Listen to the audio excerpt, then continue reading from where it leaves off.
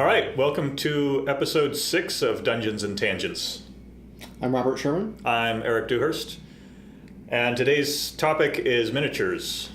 I think the first thing we'd have to talk about before we get into why you use them would be, do you need to? No, you don't. Well, I think I mentioned in a previous episode, the first time I ever played D&D, there were no miniatures, there was no drawing on anything, it was just described. So it's absolutely possible to run a game without any physical medium. After experiencing D&D that way and experiencing it with maps and figures, I can't imagine going back to doing it the other way, to doing it with no physical medium. I'm a very tactile person. I like physical things. I like seeing things in space. It gives me the tools that my brain needs to build the picture and the world.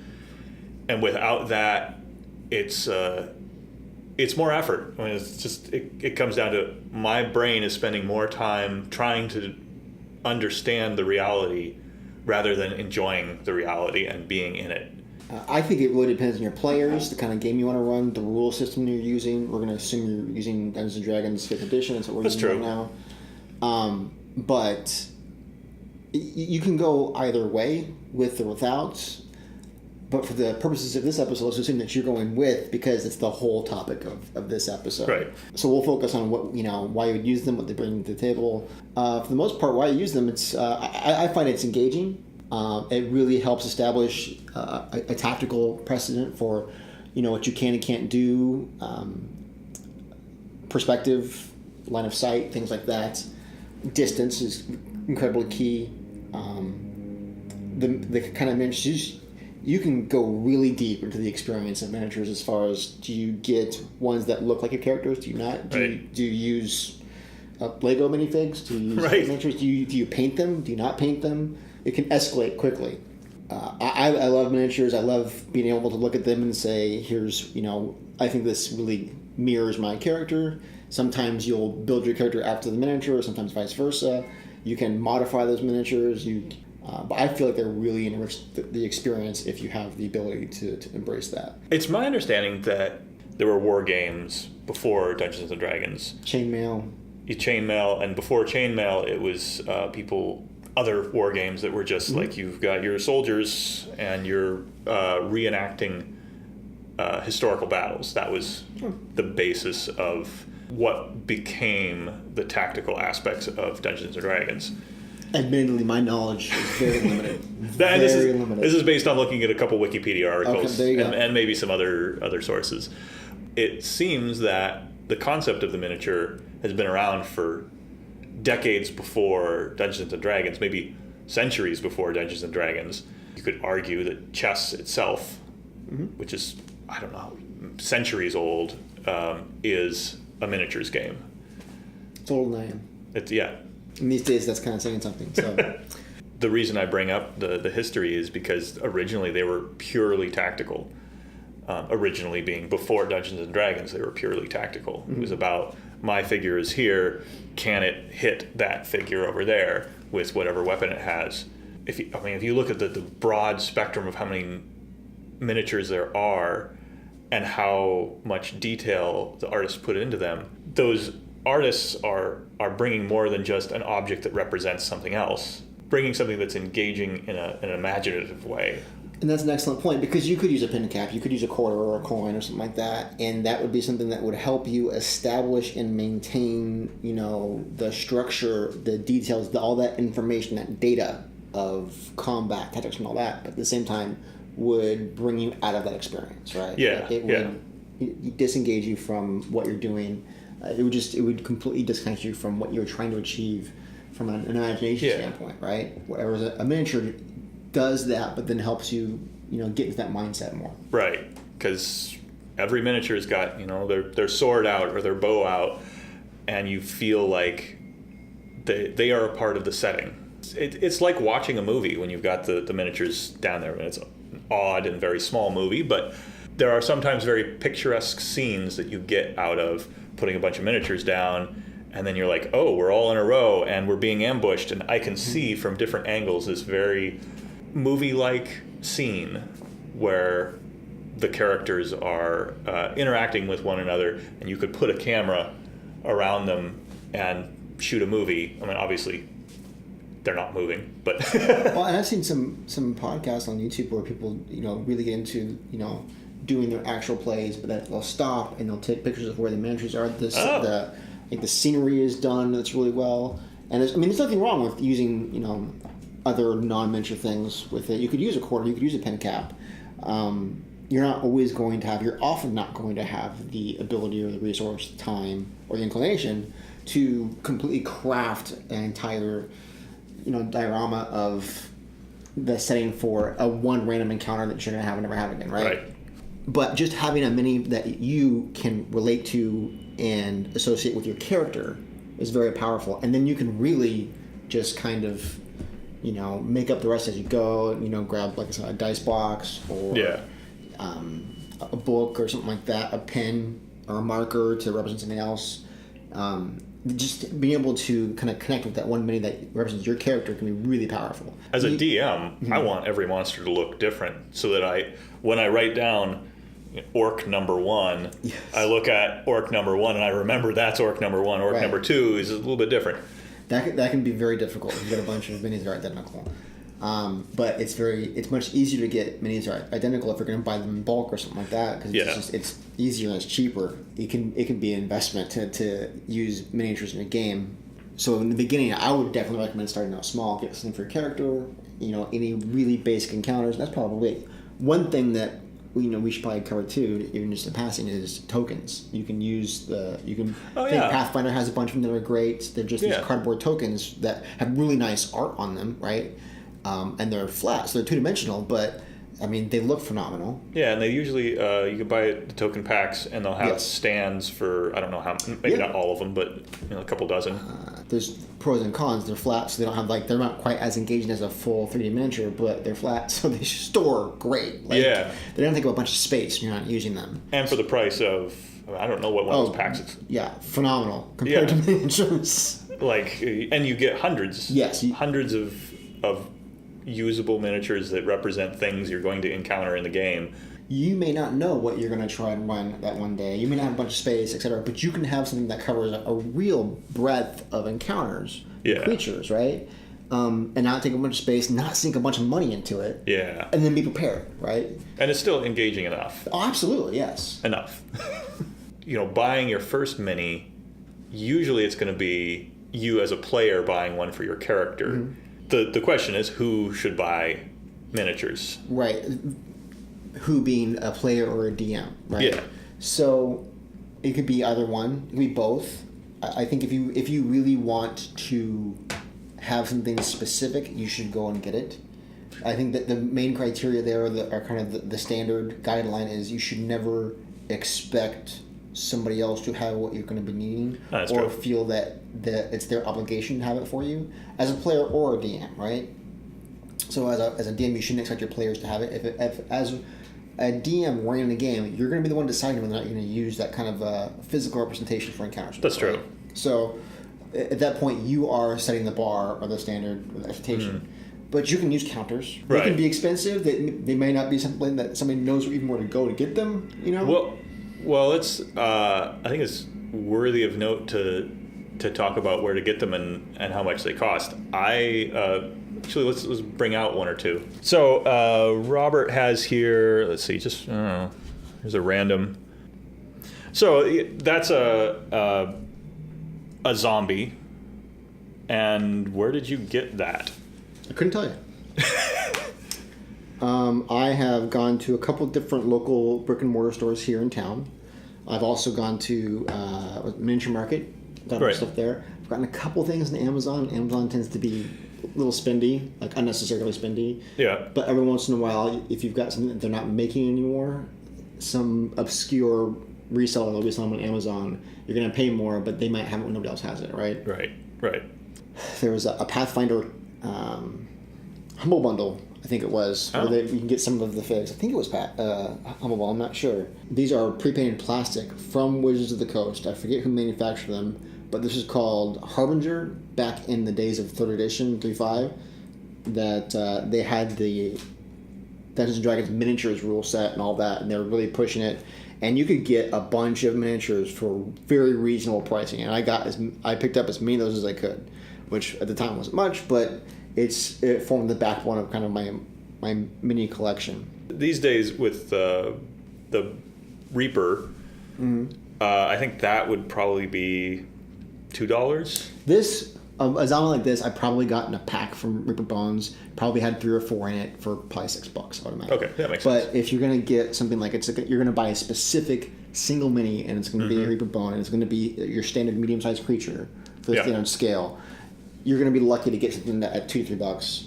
Usually, you're going to be more $3 to $4 range, and if it's anything that's very intricate like that, you're looking at $6. Yeah. And then it's going to go higher than that if you get into your large, gigantic Right. creatures, These are all the standard sizes. Exactly. And then they have all the way up to things that are like 6 inches tall. Yeah. All of these are the same scale, which is, was it 25 or 28 millimeters high? It's 22. What's 1 inch? It's the 1 inch scale, isn't it? Oh, is it? So I didn't think so. I thought it was. I don't know. I know it's either 25 or 28 is like how tall they are, and that's equivalent to an average person's height. Oh, I thought it was the base. Oh, maybe it is. Because it's the squares and the grids you're betting at. Well, that's true. They fit. They all fit on a 1 inch square if they're a standard normal size. If they're larger, sometimes they take up more. I have no doubt the first person watches this like, these guys are idiots. I know exactly what this means. So feel free to correct us and educate us. Oh, please. And I want to say, I thought it was 22 millimeters, but I don't know. There's a lot of them for different scales, different sizes. Yeah, but most of them are in this standard scale because they're intended for that 1 inch mat, the 1 inch grid, or the pseudo 1 inch hex grid.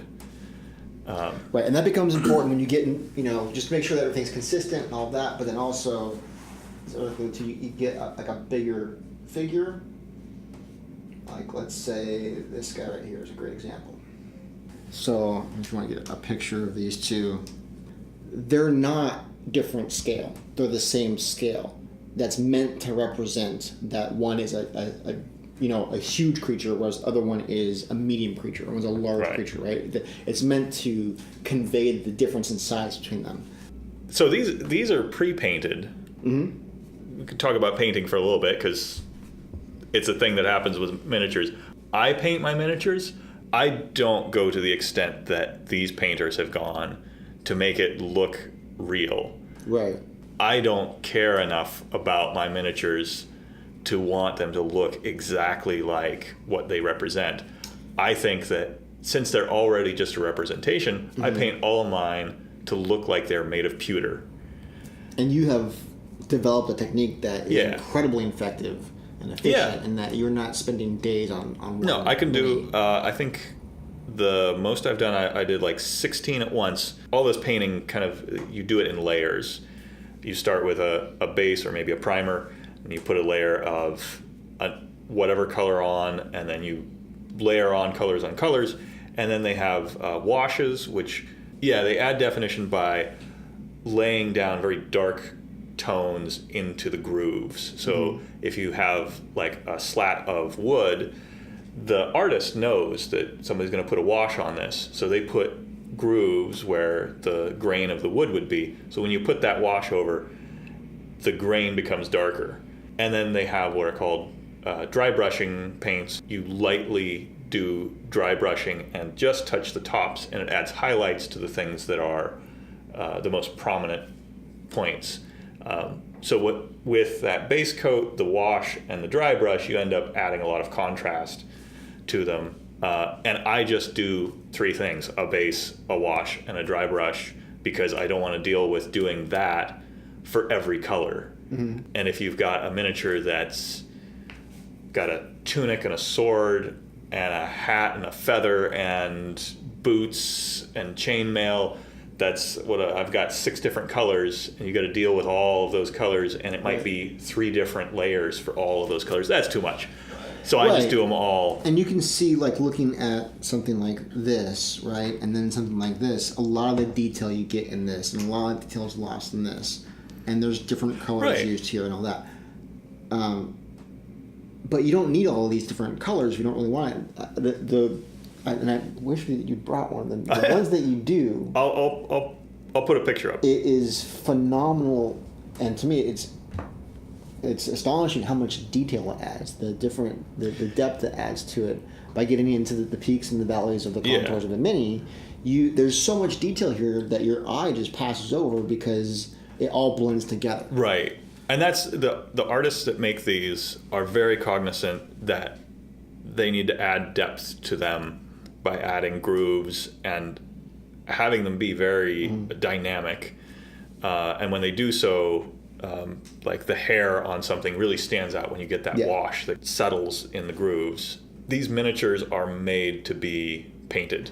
And they're made to be painted with very specific paints. They're very thin layers of paint. They're very, very opaque when they need to be opaque, and very clear when they need to be clear. And they're meant for this scale, and they're meant for these miniatures on this plastic. You can't just go buy random paint, start painting a miniature, and it's kind of a racket because the paint's really damn expensive. But it goes a long way. It does go a long way. It can be very frustrating and can be very defeating if you don't know what you're doing. Never done it before. You want to get into painting, buy 5 of the same thing and paint it 5 times and try different techniques. Don't expect it to be right the first time. You can it's also, not going to happen. they have starter kits. Yeah. My suggestion would be, if you're fortunate enough to be in a place where you've got a brick and mortar store that you can go and buy minis at, they may have, game nights where you come in and people play.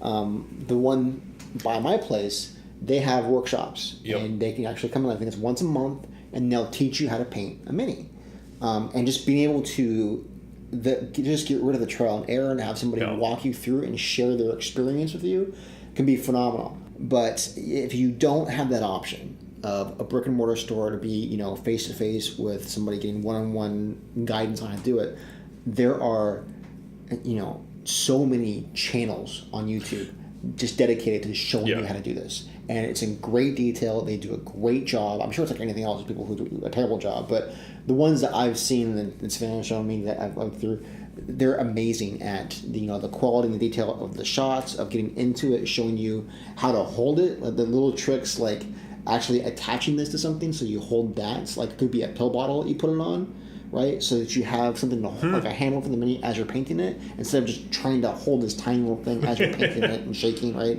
There's so many things you never think of on your own that make the whole experience easier, make it more effective and efficient. And usually the ones that I've watched, they will tell you what paint they're using, what brushes they're using. They tell you every aspect of the details of how they are producing the effect that they're producing. Yes. There's a whole vocabulary to the painting. And these small things make a big difference. Like you said, the brushes, the paints. Yeah. And you can get discouraged so easily. Have you? Yeah. It's probably why I have no inclination. It's probably some trauma of trying and not getting there out the bat, and then not being good at something, and my personality can't stand that. It's like, oh, this is terrible, I'm never good again, right? But it's before just trying to, like, oh, I can figure this out, or I have no options. There's a bunch of options for guidance and being able to, for just education on how to do this. I would definitely encourage somebody to try that out instead of just trying it on their own, because to Eric's point, it's an expensive hobby. Can be. You can throw away money trying to figure this out on your own, right? But it can be relatively cheap. I've purchased as I went, only buying what I needed for the next session or the session after that. And I don't know, maybe maximum I've spent like $50 a month. That's like absolute maximum. That's a lot, I realize. That's a lot on miniatures. And paint. I feel like you thought it brushes. sounded good when you were about to say it, but now that it's out, you're like, oh wow, that doesn't sound good at all. But like in the last month, I've maybe spent probably $20. So okay, it might be a problem. Yeah, it can be. For me, my advice would be, don't feel like you have to paint them. You don't. right? Start small with what, maybe just one for your character, just get a handful. If you run in the game, a simple encounter, get something that you can use again. I would caution against getting the super specific stuff, like I need vampires, something like that. Goblins, kobolds, orcs, zombies. You're going to use those over and over and over again. Those would be your go-to minis. But if you're going to get something like super, super specific, you might use that once and then not use it again for years, right? Yeah. We should move on to transportation. I think the go-to when I started playing was a tackle box, a fishing tackle box.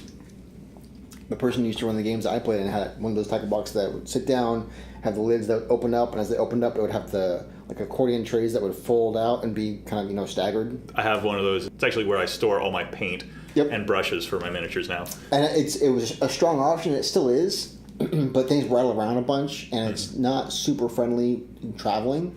I was always scared to death to move it because he was like, "Don't tilt it. Do not turn it upside down." Like there's all these rules to touching that tackle box, right? Because it was, if you upended it, they would all fall over. And at the time, try to keep in mind, these are Reaper bones, and they're great, but I'm not too worried about them. If you've got a bunch of pewter figs, the slightest bump or jarring can just ruin that fig. Now I'm going to go off on a tangent. Go ahead. When I was a kid, I didn't know about miniatures being used for D&D, but somehow I was attracted to the miniatures anyway. And there were these stores that I would go to. They were usually like crystal power stores.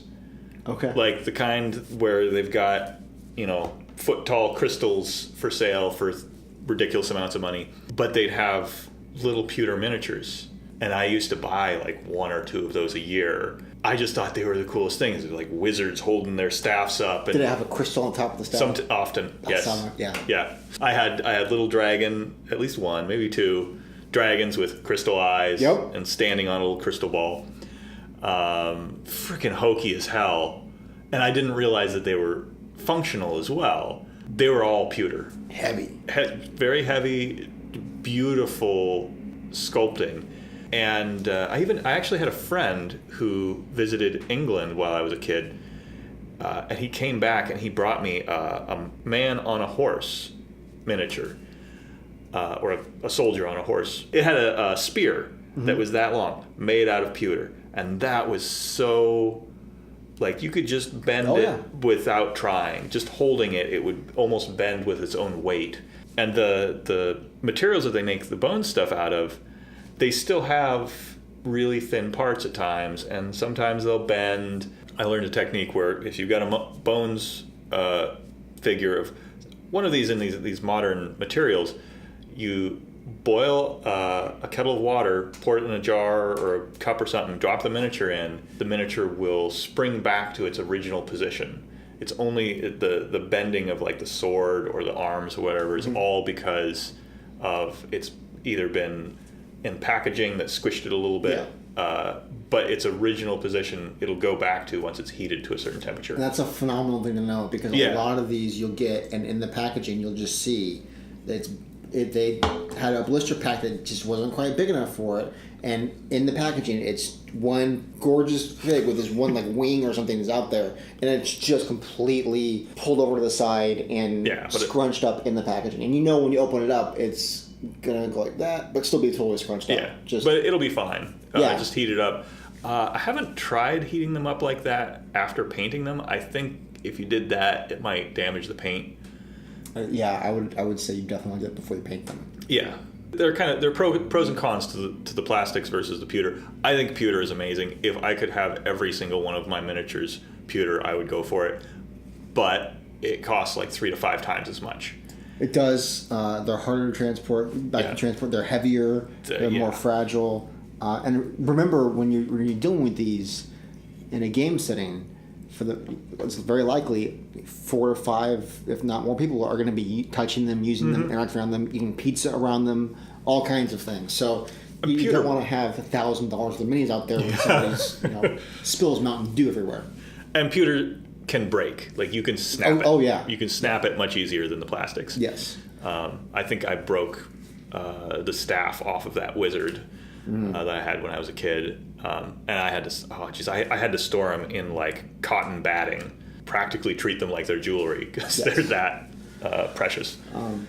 But the next step after a tackle box would be foam. So a lot of different products utilize foam like this. There's some pretty standard specifications for this. You can see this has got the same measurement cut out over and over and over again for a certain size of miniature.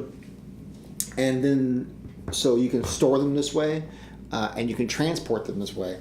There's a lot of options for that. I have a personal favorite. There's a company called Battle Foam, and they make some great stuff, and that's what I've used today to bring my stuff in.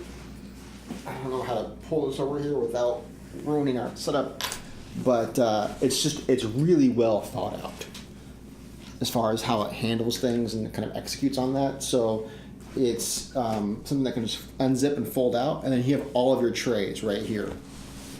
So you can see that one, and they've got some spacers to keep lids on it to separate them out. You can get other trays with different sized foam. The foam can be different heights for bigger figures. And then you can see, so this one right here actually is in this tray. This tray is a lot taller and it actually has pick and pluck foam, so I can specify how the foam will be separated out. And so I have him in there just actually standing up. Tilted is. Yeah. And Erik can probably get a shot of this later, but I can actually tear out the foam and decide how they'll be separated out and how that space will be used. It's got hard sides, so it's not just like a soft cloth bag to protect your stuff. I assume this is kind of high end for mini transportation. At the end of the day, I feel like it's really worth it. Even with the plastic, you're going to spend a lot of money on minis when you get to the point where you need something like this to transport them around. Oh, fair enough. Put that top layer on, and then this guy just folds up and zips like that. Now, Battle Foam's not the only brand that does this or the only option for this. I've found a few companies that do it. Battle Foam's the only company I found with the Molly webbing option on the outside, so I can attach different stuff to it, like pouches and stuff like that. Like this would be for a flashlight. I've actually got a dice tube in there. It fits perfectly, right? So if I've got a favorite set of dice, I can put right in there. My is it hex box, whatever, the thing that Savannah got me for anniversary. Oh, that holds your other dice. It goes right in there. It's perfect. I love it. But then I have one bag that I grab that's got all my stuff in it, right? If I'm going to run a game. I've got this. This is for a smartphone, and it actually holds a moleskin notebook perfectly. I can put a book in this pouch here.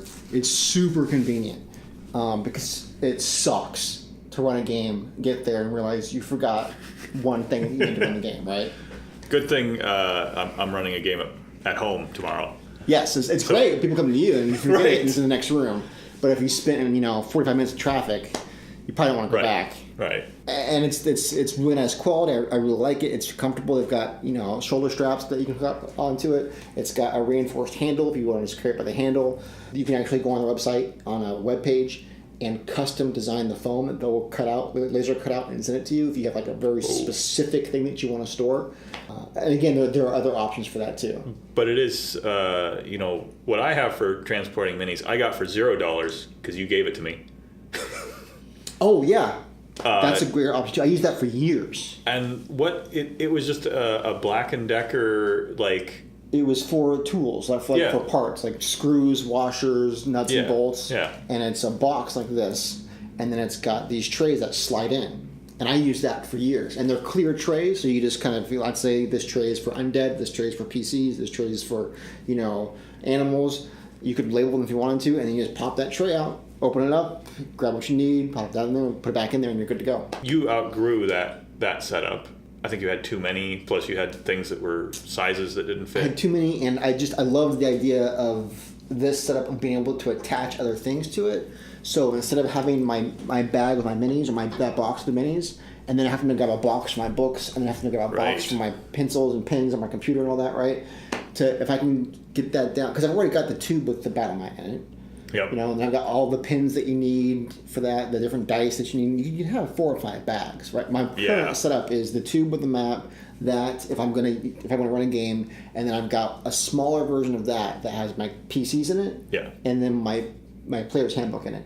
Right. So if I'm playing the game, right, and we don't need minis, I don't need stuff for mine. I just grab that small one. I just leave that one at home. Oh, okay. Right. Okay. I leave all of them in my trunk. And actually, 2 weeks ago, I got in my car and my trunk was open, and I'm pretty sure that I was moving some stuff, and I accidentally opened up my trunk and didn't realize it. And it doesn't, when it's open, you can't really tell. Yeah. But my first thought was, oh shit, somebody stole all that stuff. We live in Portland, by the way, where we have a lot of nerd thugs come around, steal stuff all the time.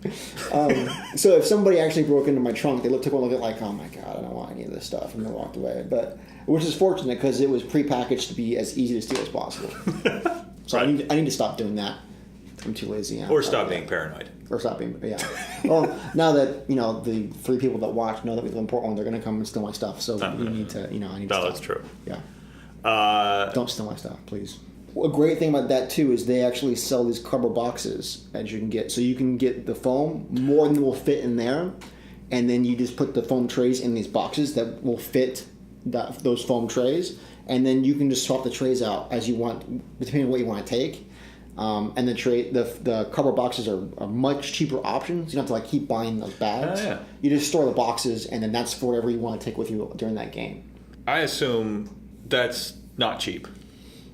It varies a lot. Oh, okay. I'm a big fan of Battle Foam. And if you guys ever watch this, I love you guys. If you're interested in them, they're way cheaper on Amazon. I think I had to wait 2 weeks, but it was like $50 cheaper. So oh, wow. Okay. for me, it was worth it.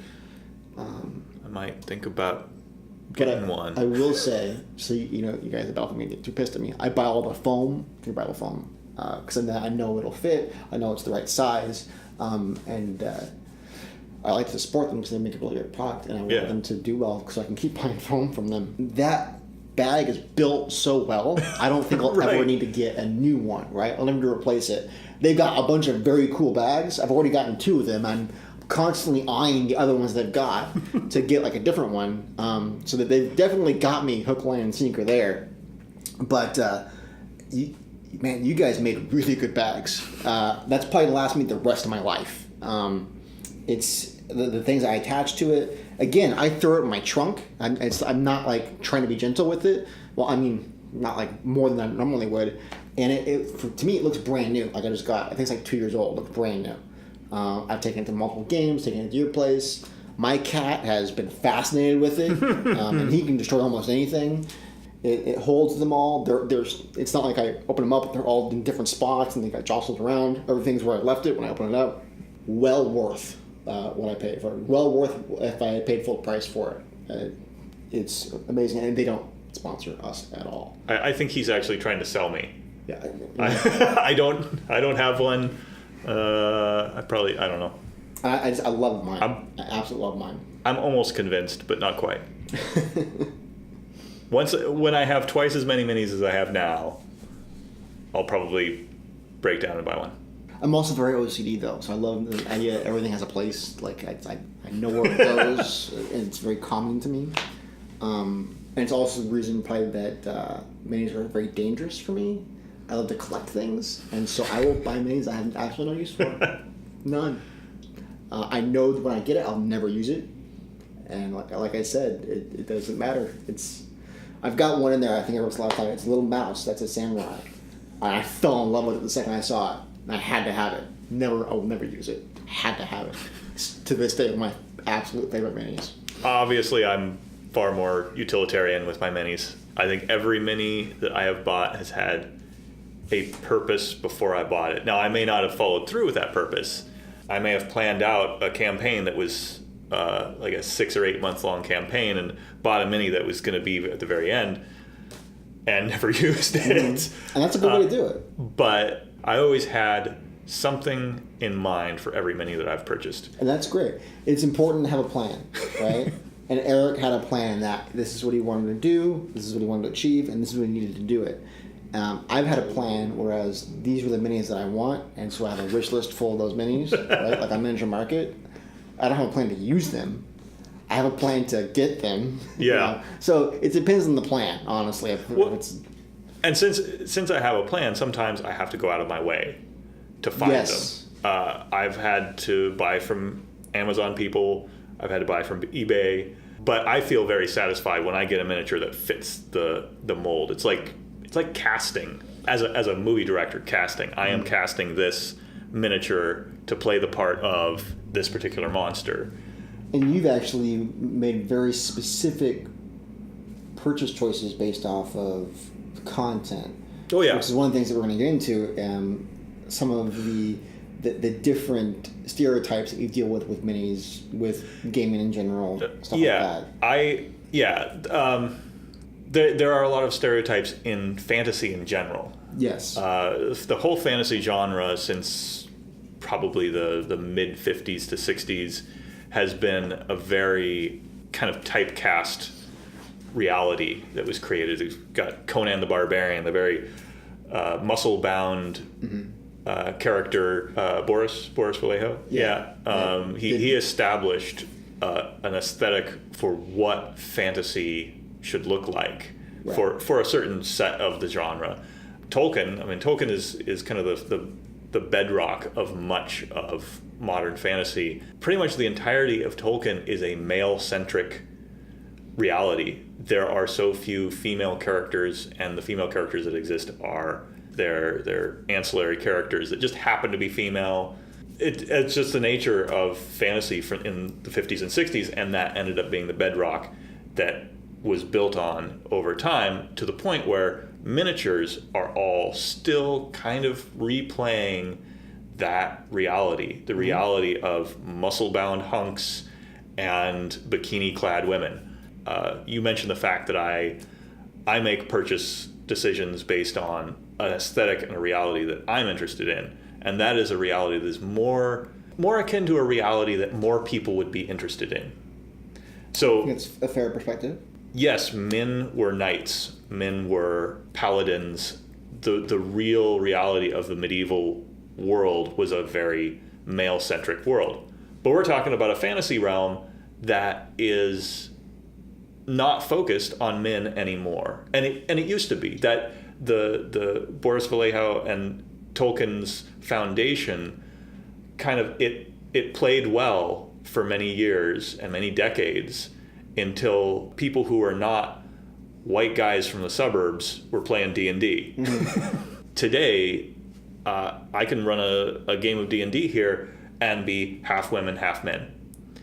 And I really appreciate easily. Yeah. We've had more than a few games where there were more women than men in the games. And so I've actually had to I have to give a shout out to Matt Colville, who told me about a miniature organization in England that was making miniatures specifically to represent women as women, not as sex objects. So the organization is called Oathsworn, and they made 2 runs of miniatures that are, they call them the Sensible Shoes line of miniatures, and they're all female characters of every sort of stereotype, the clerics, the barbarians, wizards and rogues, and so everyone that you can imagine, with what you would expect a woman to look like if she was lugging a backpack, a sword, and real boots, like not high heels, not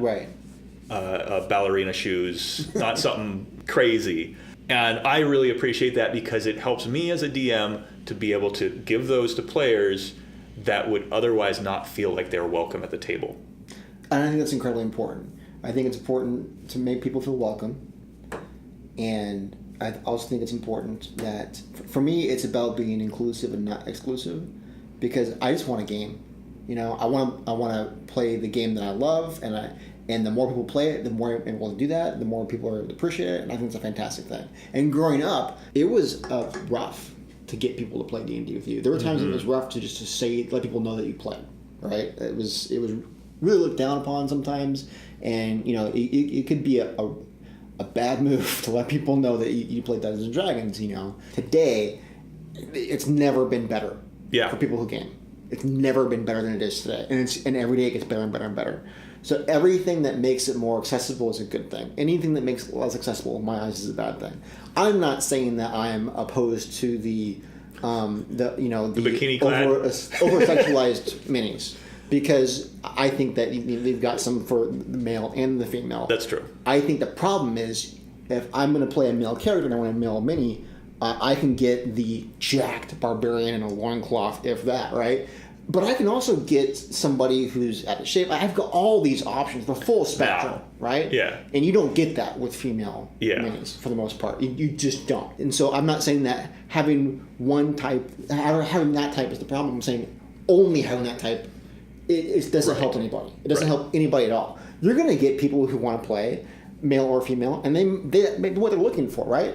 But they should have the option of playing something else too. Erik showed these to me. I thought they were fantastic, right? Oh, the Oathsworns? Yeah. Just give people that option to make it more believable, if that's what you're looking for. A lot of people are going to want to look for that, right? You're going to have NPCs who want that.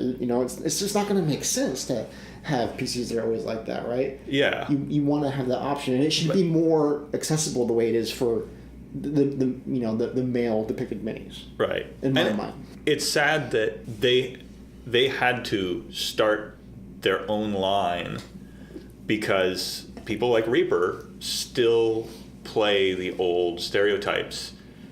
I have to go out of my way to find Reaper minis that represent women as women and not as a hypersexualized woman. Mm-hmm. Every time I find a Reaper mini that looks like the aesthetic I'm looking for, I buy it, and I have a very small amount of them. I probably have 2 or 3 Reaper minis that are the aesthetic I'm looking for, whereas the Oathsworn, I've got like 16. Reaper is going to make what sells. You can't fault them. Sadly, yes. Right? Not sadly. It is what it is. That's what they're going to do. So the fact that somebody made this I think it's great because they made it. And what's also very fantastic about it is that people are buying them. Yes. Which proves there's a market for it, right? Which is key. You're not going to convince somebody in a way any more powerful than you do if you convince them with $1. There's sort of a snowball effect when it comes to an economy that's shifting like this. Women didn't feel welcome at the D&D table for a long time. And now that they feel a little more welcome, the economy of miniatures and the artwork, the stories and the narrative, the way that it's depicted as along gender lines, it has to shift to help them feel included. Mm-hmm. And once it does, then there'll be more of them making more purchases, being more a part of it, and it kind of feeds the loop of making sure the right dollars are going to the right people. It's not just about a gender split for gaming. People who aren't gamers feel more welcome, right? Yeah, that's true. Adults feel more welcome. Yeah. When I was a kid, one of the roughest things was, I had friends who were religious or their parents were religious, and it was a non-starter, right? And now it's just not a big deal. Like, there's so all kinds of different kind of lines and stereotypes are being crossed as far as it's not a big deal. We're going to get together. We're going to have some fun. Yeah. Right? And I think that's amazing. That's something that should be encouraged. When I was a kid, the perception was this is something that happened to me just about 10 years ago. When I was here in Portland, I was 25 years old, doing work as a consultant, and I was in a customer's office talking to them, and they asked me what I was going to do. I think we were going to go out drinking or something. What are your plans? So I'm going to go play some D&D. D&D, what's that? Well, Dungeons and Dragons. And some of them smirked and all that. And one person just started busting up laughing and looked at me and goes, so you play that like in your mom's basement? Or just this very established, preconceived notion of what that is. Yeah. And to this day it persists, but it's nothing like it was before. No. Where it was, you didn't even want to be associated with it. Or some people would enjoy it, but they didn't want to know that they enjoy it, right? Yeah. And today it's just not a big deal. We're very fortunate here in Portland. Guardian Games, they get more people at any one time playing Adventure League than anywhere else in America. And wow. Bizarrely, America is the center of D&D. I went to England, and I thought there would be like a D&D scene there. Barely. I was in London, downtown London, looking for D&D, and there wasn't much. It was relatively sparse for one of the biggest cities in the world. Way more here in Portland. Yeah. We've got a spot 3 blocks up the street. Yep. That we can get some stuff at. Yep. Up there. You could walk 20 minutes across a bridge to Guardians. The Rainy Day Games, where I go next to my apartment in Beaverton, one of the outlying areas, it's awesome. Yeah. There's one in Tigard. I can't remember the name of the place now. I actually bought some stuff there. It's a great place. I can't remember the name. But my shop is the Portland Games Store up in North Portland. They have like the second best, no, maybe third best selection of miniatures, but they have a decent selection. I think number one is actually probably Rainy Day Games. They have phenomenal. I think Rainy Day and Guardian go back and forth because Guardian's got that stash in the back that they advertise. That's right. They've got boxes of stuff that if you know about that, hang up. Yeah, you can look at them, but they're not hung up like the other ones are. Yeah. And they've got all kinds of, I don't know if they cycle through the inventory to keep it fresh, but they've got a bunch of stuff. Rainy Days just got a wall. Yeah, it's a wall miniatures, like almost as big as this wall. And it's awesome. And I haven't been to the Portland Game Store. The Portland Game Store is like that wide by that tall. Mm-hmm. It's not much, but because it's on my bus route, I go home. If I want to just look at minis, I'll get off the bus at their stop. Yeah. And then head home. But I think... And they cycle through very frequently. I was going to say, one of the things that their strongest point is they're refreshing that constantly. Yeah. I've gone to Rainy Day and seen the same thing, 3-4 months in a row. Most game stores, at least my game store, if I go in there and I ask them, hey, could you buy me something? They'll get it for me. Oh, yeah. I won't have to pay for shipping. Rainy Day or Guardian? Yeah. One of my favorite things about Rainy Day is they will do those workshops for painting. They've actually got this display, this really cool glass display of minis, and they've got like 5 of every mini. And it's, the 5 are the different stages of the process of painting. Oh, yeah, right? So the unpainted, it might be, the base, the wash and all that, but you can actually look at them and see the different processes, and they'll have multiple sets of them, so you can see different kinds of techniques and all that. Very cool. And then like once a month, they'll actually sit you down and show you how to do it, which is very cool. They have, I'm not sure what it is, but at Portland Game Store they have one of those display cases, like they have at Rainy Day with miniatures, but it's just like the best of the best miniature painting on display. I guess a lot of game stores do that, just to show off. Here's what's possible. The people who are as good at painting miniatures as you see in those display cases, they're good enough that you could have them in a movie shot if they were a prop for a movie. Like, they're absolutely phenomenal. I don't understand the dedication that they put into it, because for me, I do 3 coats of paint and I'm done. Right. And it's very cool to see the process too. I mean, I would definitely recommend if it's something that interests somebody to just go on YouTube and find a couple people who do it, because you want to make sure you get somebody who's good. I mean, people who are really good at it and really talented at it, just watching them do it, it can be fun. I think we've touched on just about everything. I think we did a pretty good job. Okay. So if this is the end, subscribe, like the video, comment. I'm not sure what our next subject is. Up until now, almost everything that we covered was really related to engaging in and immersion in the game. I think that'll be common themes forever. Well, we were talking about doing an episode on kind of the stigma of playing. It'll be an episode, but it'll be a little different format rather than a conversation. It might be a number of interviews with people we know, maybe some people we don't know, about the stigma of D&D, where it was in the past, where it is now, and why it got the stigma that it got, and all that. I think it's important how we execute on that one. Hopefully, the mics and different camera worked out and looked notably better. I did a new intro sequence. Should stick with us for the foreseeable future. Other than that, I think we're good. Yeah. Yeah. Okay. Feels good. All right. It's time for the weekend. Okay. see you all next time. Happy Friday. See you next time.